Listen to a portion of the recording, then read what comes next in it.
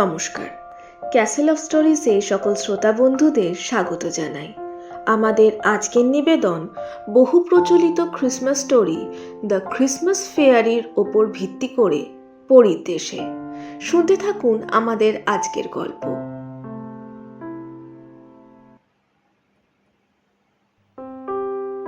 অনেক বছর আগেকার কথা, একটি ছোট্ট শহরে দুই বন্ধু বাস করত, রিচেল এবং ক্রিস্টি। সে বছর ডিসেম্বরে ঠান্ডাটা অন্যান্য বাড়ির থেকে একটু বেশিই পড়েছিল। দিনটি ছিল ক্রিসমাসের আগের দিন। রিচেল তার বাড়ির বসবার ঘরটিতে লাল রঙের কাঠ দিয়ে সাজাচ্ছিল। বাইরে তুষারপাত হচ্ছে এবং ঘরের ভেতর ফায়ারপ্লেসে আগুন জ্বলছে। রিচেলকে সাহায্য করছিল ক্রিস্টি।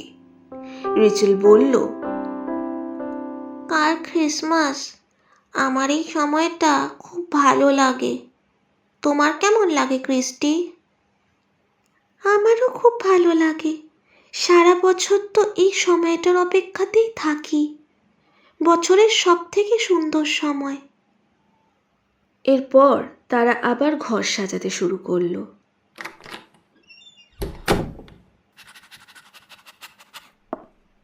ঠিক তখনই মিসেস ওয়াকার দরজা খুলে ঘরে প্রবেশ করলো এবং তার সাথে প্রবেশ করলো তাদের পোষা কুকুর বাটনস। তার গা ভর্তি সাদা তুলোর মতো লোম। সে এসে ঘরময় দৌড়াদৌড়ি করে খেলতে লাগলো। মিসেস ওয়াকার বললেন, মেয়েরা, তোমাদের এখানকার কাজ কত দূর? মা, প্রায় হয়েই এসেছে। তাড়াতাড়ি, তুষারপাত আরো বারবার আগে আমাদের গিয়ে ক্রিসমাস ট্রি নিয়ে আসতে হবে। মা, এবারে ক্রিসমাস ট্রি কি আমরা সাজাতে পারি? নিশ্চয় পারো ডিয়ার। ক্রিসমাস ট্রি সাজানোর সব সরঞ্জাম বেসমেন্টে রাখা আছে। ক্রিসমাস ট্রি এনে তোমরা আগে লাঞ্চ করে নেবে, তারপর বেসমেন্টে গিয়ে সব সরঞ্জাম নিয়ে আসবে, কেমন? ঠিক কথা মতো ঘর সাজানোর পর তারা গেল ক্রিসমাস ট্রি আনতে। বাইরে তখনও তুষারপাত হচ্ছে। চারপাশের ঘরবাড়ি খুব সুন্দর করে সাজানো। দোকানগুলোতে ক্রিসমাসের সব সরঞ্জাম বিক্রি হচ্ছে।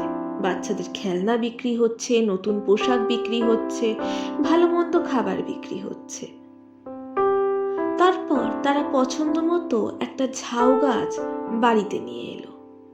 ঠিক ফায়ারপ্লেসের পাশে সেটিকে রাখা হলো। দুপুরের খাওয়া শেষ করে দুই বন্ধু গেল ঝাউ গাছ সাজাবার সরঞ্জাম আনতে এবং চুপিসারে তাদের সঙ্গী হলো তাদের প্রিয় বাটনস। সারা ঘর ভর্তি করে ছড়িয়ে আছে বিভিন্ন আসবাব। রিচেল বলল, চলো ক্রিস্টি, ওই দিকে আছে সরঞ্জামের বাক্সগুলো।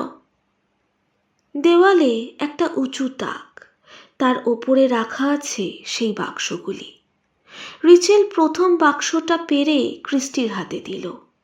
সেই বাক্সর ভেতরে একটি সোনালি রঙের স্টার আর কত রং বেরঙের বল। রিচেল বলল, ক্রিস্টি, ওটা নিচে নামিয়ে রাখো। এখনো আরো একটা বাক্স আছে, ওটা ধরতে হবে। ক্রিস্টি বাক্সটা নিচে নামিয়ে রাখতেই বাটনস এসে খুব মনোযোগ দিয়ে বাক্সটি শুঁকতে শুরু করলো।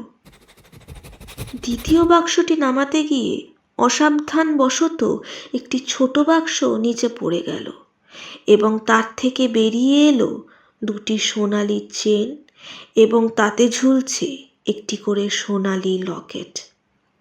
লকেটটি দেখেই দুজনেই স্থির হয়ে গেল। এ তো সেই লকেট ক্রিস্টি। হ্যাঁ, সেই গুপ্ত পথ খোলার চাবি, যে পথ সোজা নিয়ে যায় পরীর দেশে, যে দেশে এক সময় আমাদের যথেষ্ট যাতায়াত ছিল। আমি সবার নজর এড়িয়ে এই লকেটগুলোকে বেসমেন্টে লুকিয়ে রেখেছিলাম। আর তাছাড়া এই লকেটগুলি আমরাও তো আর এখন ব্যবহার করি না। তবে সে দেশ থেকেও তো আর ডাক আসে না, আগে যেমন আসতো। মনে আছে প্রথমবার রামধনুর পরীরা পথ হারিয়েই পৃথিবীতে চলে এসেছিল?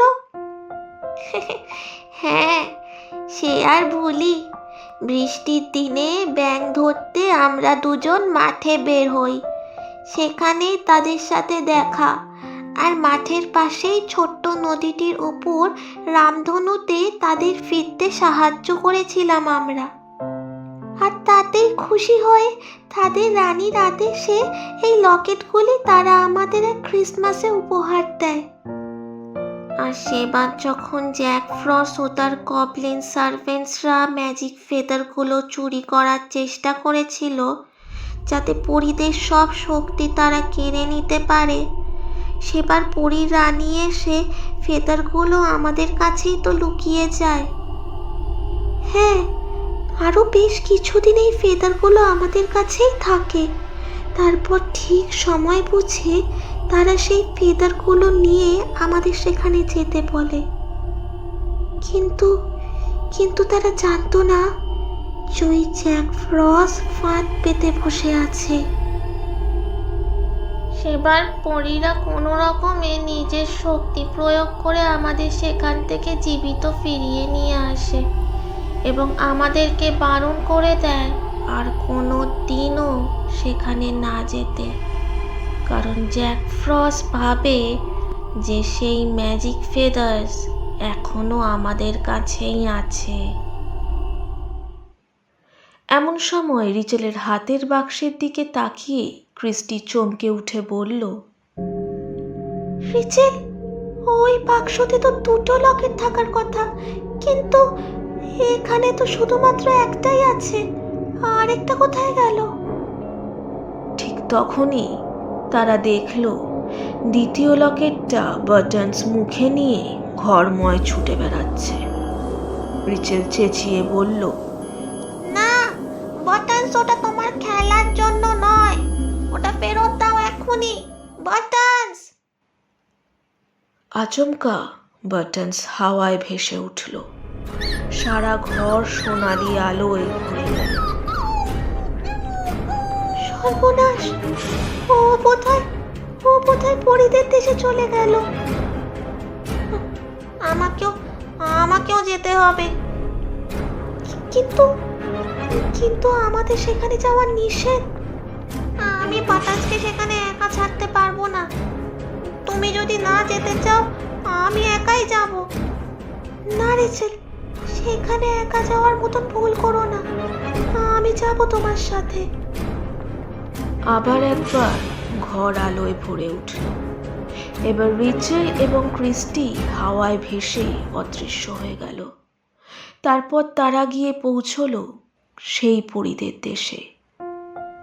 এ দেশ তাদের অতি পরিচিত। দেশটি যেন জাদু দিয়ে মোড়া। এদিক ওদিক পরীদের আনাগোনা।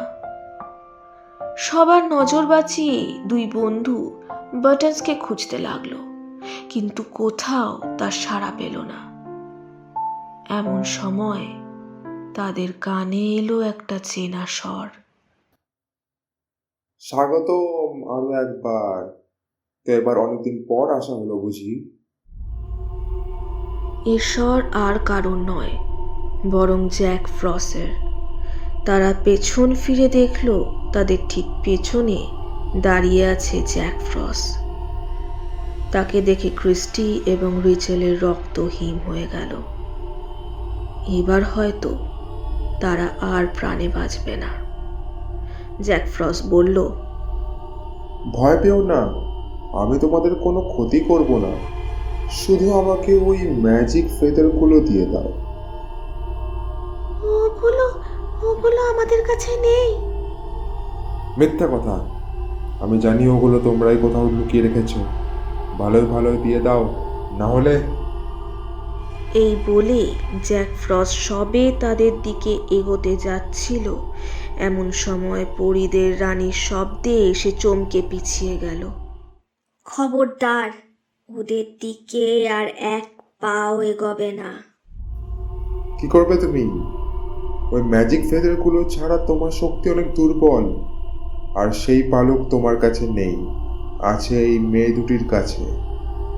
এই বলে সে তার গবলিন সার্ভেন্টদের আক্রমণ করার আদেশ দিল। রানী কোনো রকমে নিজের শক্তির দ্বারা সেই বাহিনীকে আটকে রেচেল ও ক্রিস্টিকে নিয়ে সেখান থেকে পালিয়ে এলো। জ্যাকের সেনা তাদের পিছু নিল। রানী বলল, আমি তোমাদের বারণ করেছিলাম এখানে আসতে, কেন এলে এখানে? আমার প্রিয় পোষ্য ভুল করে আপনাদের এ দেশে প্রবেশ করেছে। আমরা এখানে তাকেই খুঁজতে এসেছি। এদিকে সেনা তাদের প্রায় ধরে ফেলেছে। রানী কোনো রকমে তাদের এড়িয়ে দুজনকে আবার ফিরিয়ে দেওয়ার চেষ্টা করছে। এমন সময় পেছন থেকে শব্দ এলো। সবাই ঘুরে সেদিকে দেখল, মুখে লকেটটি ধরেই দাঁড়িয়ে আছে বাটনস। রিচেল, ওই তো আমাদের বাটন। জ্যাক ফ্রস্ট বলল, এই কুকুরটি এখানে এলো কি করে? মেয়ে দুটি বলছে ফেদার ওদের কাছে নেই এবং ফেদার রানীর কাছেও নেই। তার মানে কি সেই ম্যাজিক ফেদার এই কুকুরটির কাছে আছে? বাটনস আরও দুবার ডেকে পেছন ফিরে দৌড় লাগালো। তাকে দৌড়তে দেখে জ্যাক ফ্রস্ট আর সময় নষ্ট করল না। সাথে সাথে গবলিন্সদের আদেশ দিল শারমেয়কে ধরার। তারা সবাই বাটনসের পিছু করতে লাগলো। এই সুযোগ, তোমাদের এক্ষুনি এদেশ থেকে তোমাদের স্থানে ফিরে যেতে হবে। কিন্তু আমার বাটনস। বাটনসের চিন্তা করো না, আগে আত্মরক্ষা করো। এই বলে রানী মন্ত্র বলে তাদেরকে আবার ঠিক সেই সময় সেই বেসমেন্টে পৌঁছে দিল। আমি বাটনসকে ফিরিয়ে আনতে পারলাম না ক্রিস্টি। কাঁদিস না রিচেল, যা হয়ে গেছে তা তো আর পাল্টে যাবে না। হ্যাঁ রে, আমি কি আর বাটনসকে কোনোদিনও ফিরে পাবো না।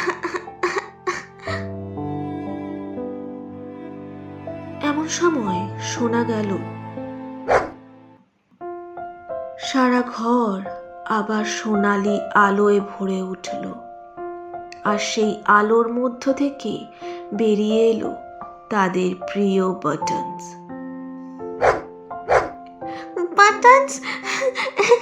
বাটনস, তুই ফিরে এসেছিস, কিন্তু কি করে? এ নিশ্চয় পরীর রানীর কৃপা। তার কাছেই সেই ম্যাজিক ফেদার আছে, আর তার ম্যাজিকেই আমাদের বাটনস আমাদের কাছে ফিরে এসেছে। ধন্যবাদ রানী, এটি আমার সব থেকে মূল্যবান ক্রিসমাসের উপহার। ধন্যবাদ। এরপর তারা তিনজন বেসমেন্ট থেকে সরঞ্জাম এনে ক্রিসমাস ট্রি সাজালো এবং পরের দিন আনন্দের সঙ্গে ক্রিসমাস পালন করলো। শুনছিলেন দ্য ক্রিসমাস ফেয়ারির উপর ভিত্তি করে আমাদের আজকের গল্প পরীর দেশে। আমাদের আজকের গল্পটি যদি আপনাদের ভালো লেগে থাকে তবে ভিডিওটি লাইক করুন, শেয়ার করুন এবং আমাদের চ্যানেল ক্যাসেল অফ স্টোরিজকে সাবস্ক্রাইব করুন। আমরা খুব শীঘ্রই আরও একটি নতুন গল্প নিয়ে ফিরব এবং আমাদের ক্যাসেল অফ স্টোরিজ টিমের পক্ষ থেকে সকল শ্রোতা বন্ধুকে জানাই বড়দিনের অনেক অনেক শুভেচ্ছা।